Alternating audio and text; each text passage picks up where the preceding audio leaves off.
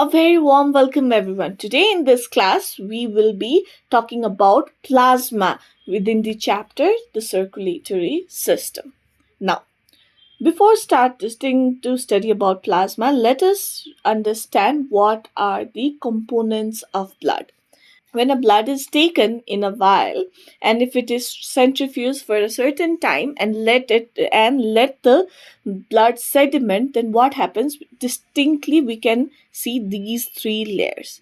Now this upper layer, this yellow colored fluid, is called as the plasma. This red color that sediments at the most end of the tube are the RBCs, and this middle part contains the WBC and the platelets. So the components of blood are red blood cells, white blood cells, plasma, and platelets.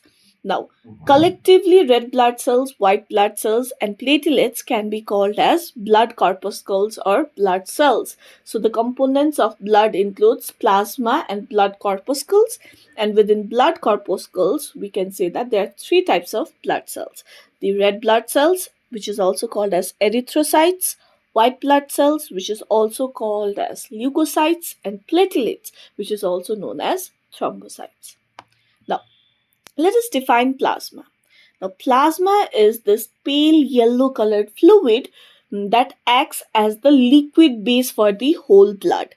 Now, blood has two constituents we just studied about: the plasma and the blood cells. So, plasma is that pale yellow colored fluid that acts as a liquid base for the whole blood, and it constitutes about 55% of the whole blood volume. Now, plasma, it contains many materials dissolved in it. So it contains nutrients.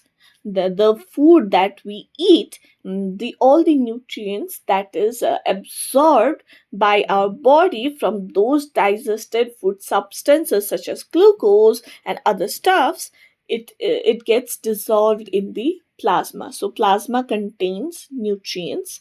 It also contains electrolytes: the sodium, potassium, chlorine, calcium. Everything is dissolved in the plasma.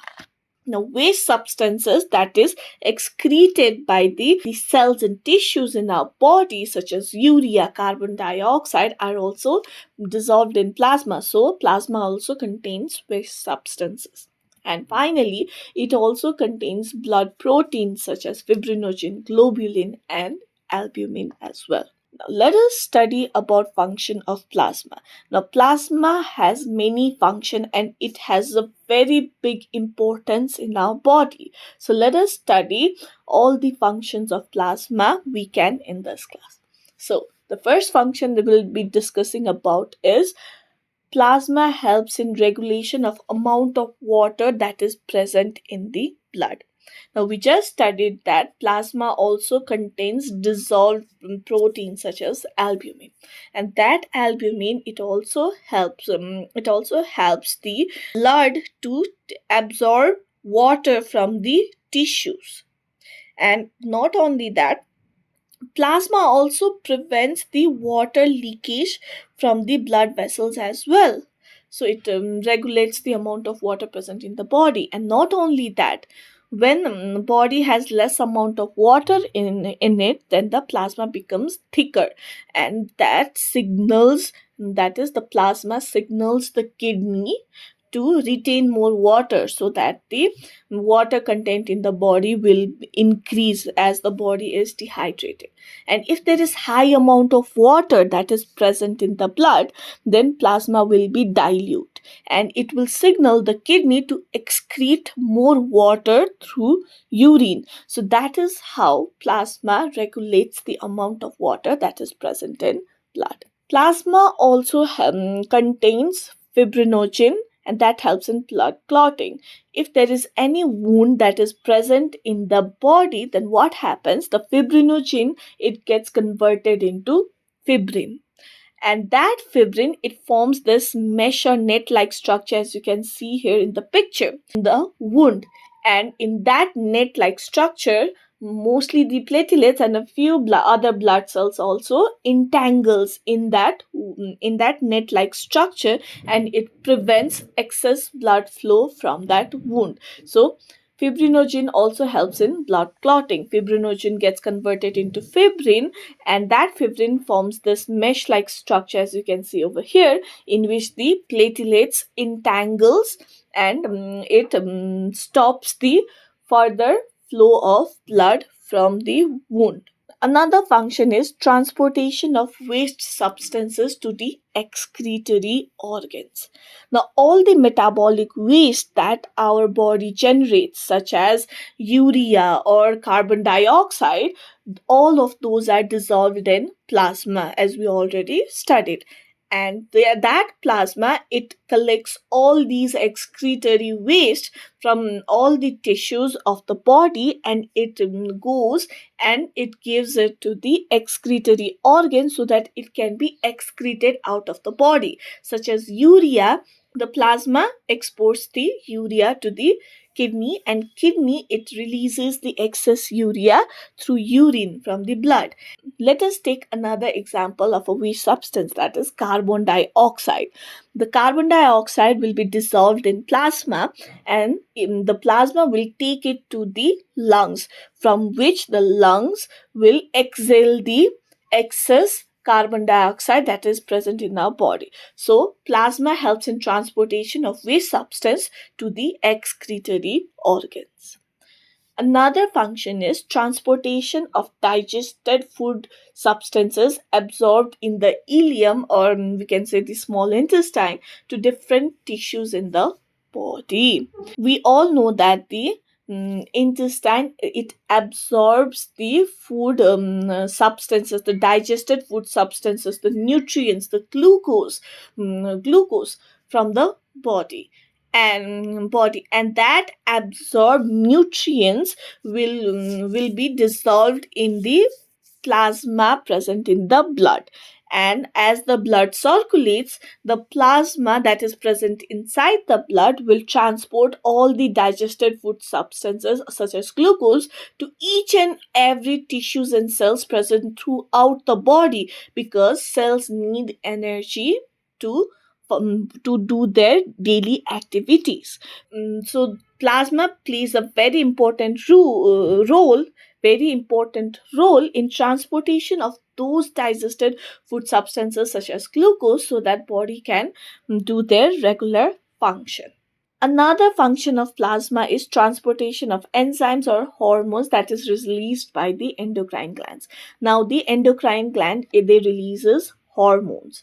Now, as you can see in this video, the adrenal gland is releasing hormone, and it is releasing all those hormone into the blood, and those hormone gets dissolved in the plasma, and that plasma is transported to the target organ. The plasma then flows throughout the body, and the hormones get delivered to the target organ. So plasma also helps in transportation of enzymes that is released by the body to the target organ, as well as the hormones that is released by the endocrine gland to the target organ, so that it can perform the function that it needs to perform. Another function of plasma is it maintains the chemical composition of blood and its pH. Plasma contains many buffers like bicarbonates, and those bicarbonates, it neutralizes if there is excess acids or bases that is present in the blood. So if it neutralizes any acidity or basicity present in the blood, then that is how the pH of the blood is maintained. So another function of plasma is that it maintains the chemical composition of blood as well as its pH. Another function of plasma is it helps to regulate the body temperature. Now, how plasma regulates the body temperature is heat is continuously generated by the muscles and organs throughout our body. When we move our body, the muscles move, it releases heat, as well as the organ also releases heat. Now, plasma, it transfer all those heat that is produced by the muscles and organs in our body, and it distributes it throughout the body. That is how it regulates the body temperature. Not only that, what it does is, when the body temperature, when we feel hot or the body temperature has been increased, the plasma, it transfers the heat to the skin, so that the heat can be lost from the body through sweat, so it can regulate the body temperature. Now, if the body temperature is less, that is, if you are feeling cold, then what happens is, plasma, it retains the heat and it transports the heat that is generated inside the body, and it circulates it to the vital organs, so that the temperature can be maintained in the body. So, plasma also helps to regulate the body temperature. Another function, that the last function that we'll be discussing about, is the plasma serum. Plasma serum means when fibrinogen is removed from the plasma, then it is called as plasma serum. So, from plasma minus fibrinogen, then we get the serum. That serum is used to diagnose various disease. The various test is performed in the serum, and from the test result obtained, the doctors will try to diagnose if we are suffering from certain disease or not. So, plasma also helps to diagnose various diseases that is present in our body. Now, let us try to test our knowledge.